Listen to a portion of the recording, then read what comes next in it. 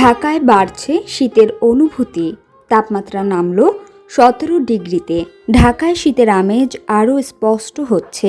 শনিবার সকালে রাজধানীতে সর্বনিম্ন তাপমাত্রা রেকর্ড করা হয়েছে 17 ডিগ্রি সেলসিয়াসে। আবহাওয়া অধিদপ্তর জানিয়েছে, আজ দিনের প্রথমার্ধে আবহাওয়া শুষ্ক থাকতে পারে এবং দিনের তাপমাত্রা সামান্য কমতে পারে।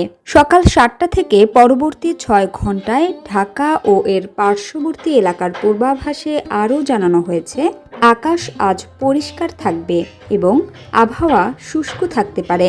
এ সময় পশ্চিম অথবা উত্তর পশ্চিম দিক থেকে ঘন্টায় 8 থেকে 12 কিলোমিটার বেগে হালকা বাতাস প্রবাহিত হতে পারে। দিনের তাপমাত্রাও সামান্য কমতে পারে।